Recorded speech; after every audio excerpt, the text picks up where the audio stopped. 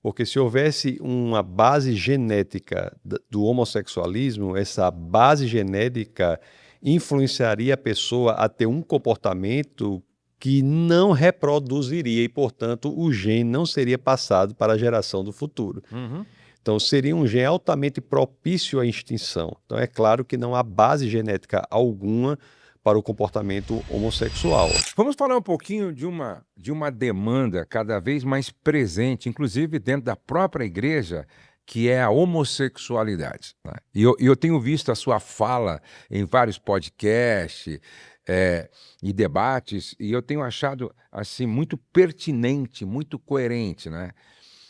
Há quem defenda que a orientação sexual é determinada desde o nascimento.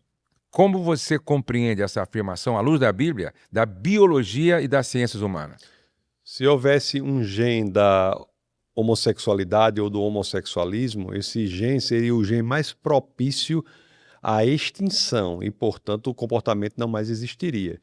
Porque se houvesse uma base genética do homossexualismo, essa base genética influenciaria a pessoa a ter um comportamento que não reproduziria e, portanto, o gene não seria passado para a geração do futuro.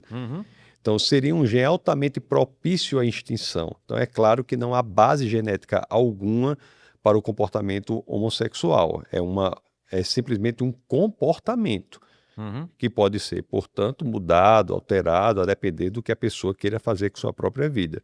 Então, esse é um argumento intelectual para mostrar que o gene do homossexualismo seria um gene propício à própria extinção, e também devemos registrar que nunca houve, no mapeamento do genoma, nenhuma identificação de um gene do homossexualismo. E eu falo assim, homossexualismo ou homossexualidade é outra questão também, porque alguns querem, inclusive, mandar na nossa linguagem, né, dizendo que nós não podemos falar palavras tais e tais. Então, Inclusive, acho que eles não usam homossexualismo, né? sim, não usa homossexualismo, alegando que seria uma doença, Aham. mas não é preciso muita elaboração para nós vermos que o sufixo ismo não quer dizer doença, né? Embora haja umas poucas doenças com sufixo ismo, astigmatismo, reumatismo, não é? É. Mas as mais brabas mesmo tem isso não, né? AIDS, câncer, AVC, né? Essas coisas assim, né? Então, o ismo não quer dizer doença. Tem capitalismo, comunismo, cristianismo, que quer dizer um movimento. É um movimento.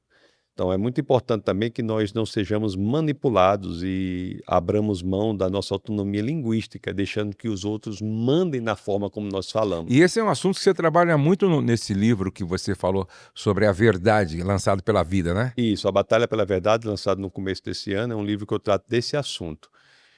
Diante da perspectiva de que a forma como você fala, você pensa, e a forma que você pensa, você age. Portanto, se você abrir mão da autonomia que você tem sobre a escolha das suas palavras, você está abrindo mão da autonomia que você tem sobre o seu próprio pensamento. É por isso, pastor, que tem muita gente que não sabe mais como dizer certas coisas. As palavras não querem dizer muito mais, entendeu? Se o comunismo, os partidos majoritariamente de esquerda dizem que você não pode definir nem o que é uma mulher, quanto mais definir conceitos como democracia, amor, tolerância. Tá entendendo? Então, a fragilidade da linguagem, ela leva à fragilidade do pensamento. Nós temos que ter muito cuidado com isso. Inclusive, eu vi você falando em um podcast, seria muito importante você abordar isso, que em alguns lugares pedofilia já não estão falando mais que é pedofilia, né? Isso. Ou aborto, né? Em todas as áreas. Eu vou falar sobre pedofilia e aborto, mas veja bem, o próprio casamento, a união de duas pessoas do mesmo sexo, não é casamento. Mas não é casamento porque é uma organização diferente da união do homem com a mulher. Porque a união do homem com a mulher no casamento é a instituição mais sólida para a propagação e perpetuação da humanidade. Da humanidade. Então, essa união de um homem contra o homem ou de uma mulher contra a mulher é inservível para a perpetuação da humanidade. E por ser algo diferente, tem que ter outro nome. Não estou dizendo que um homem não possa, se assim desejar, viver com outro homem, ou seja lá o que for. Mas isso aí não é casamento. Não estou dizendo também que ele não possa ter direitos sucessórios, previdenciários, civis, tratados pela lei. Não estou falando... Casamento é a união entre macho e fêmea. Exato. Homem ou mulher. Porque é a instituição que faz com que, de maneira mais adequada, a humanidade se perpetue. E para coisas diferentes, nós temos que dar nomes diferentes. Mas o ataque à linguagem é tão grande que eles fazem questão, a militância, é importante distinguir também aqui, uma coisa é o homossexual, outra coisa é o movimento político LGBTista.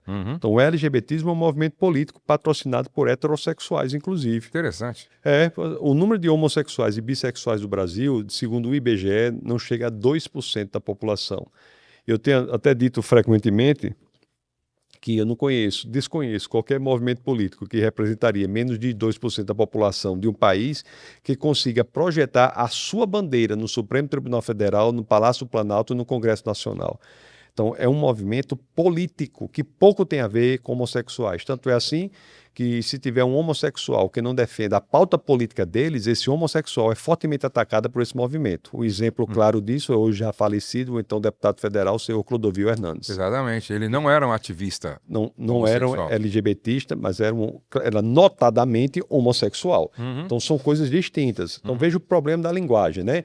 A questão do pedófilo também está mudando, né? Nos Estados Unidos, querem chamar, em alguns lugares, de MAP, M-A-P, que é Minor Attracted Person, que é pessoa atraída por menores.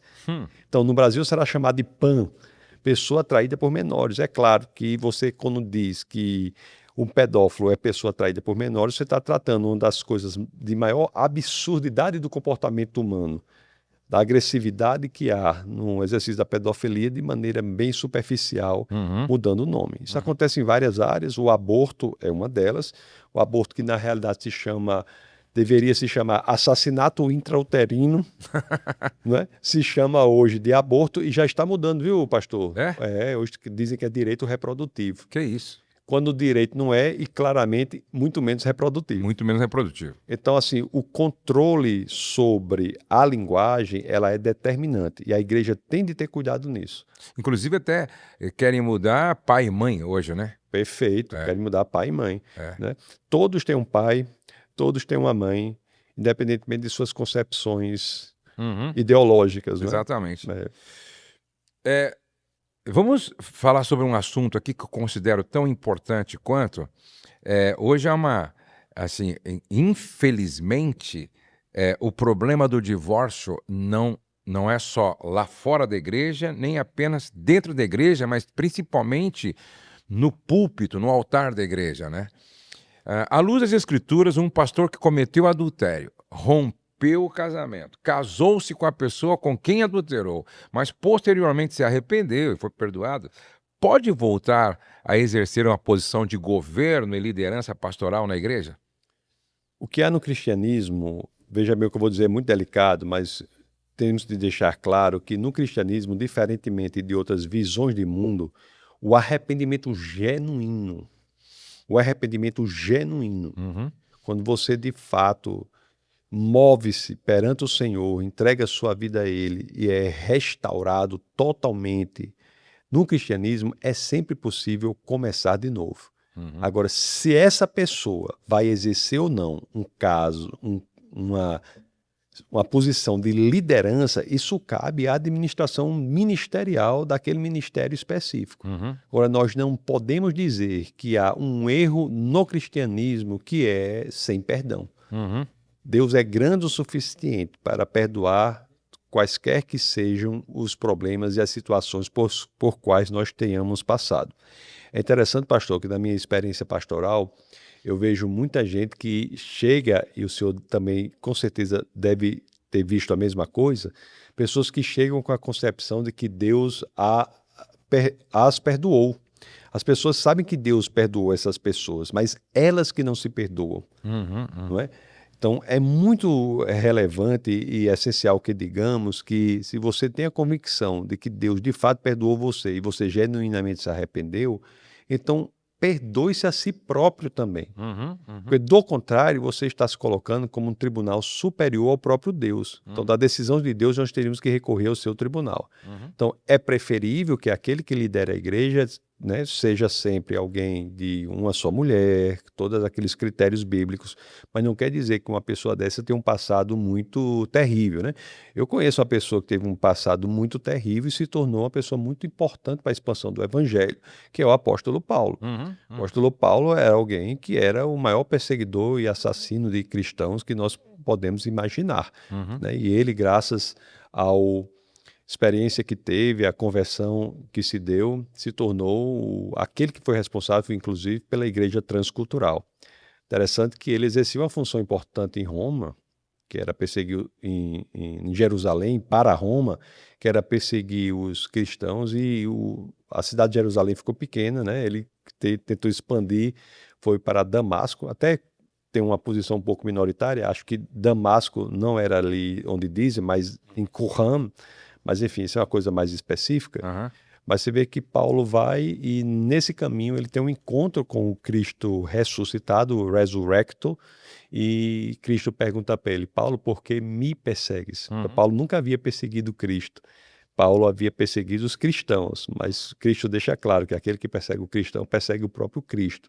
E Paulo ali tem uma experiência, aquele que talvez seja a pessoa mais intelectualizada, um filósofo de envergadura no Evangelho, que é o apóstolo Paulo. Naquela experiência ele se torna um apóstolo responsável, conforme eu disse, pela igreja transcultural.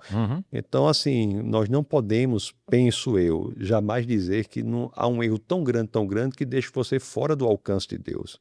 É possível recomeçar de novo. Agora, é claro, né, pastor? É importante que nós enfatizemos com bastante veemência que o arrependimento tem que ser genuíno e ninguém engana a Deus. Assim, alguns dizem que alguns pais da igreja interpretaram aquele texto de Paulo, marido de uma só mulher, com tanta radicalidade que até o viúvo não casava porque tinha essa compreensão de que tinha que ser marido de uma só mulher, não é? É claro que eu acho que o que Paulo estava falando ali era muito mais de fidelidade conjugal, né?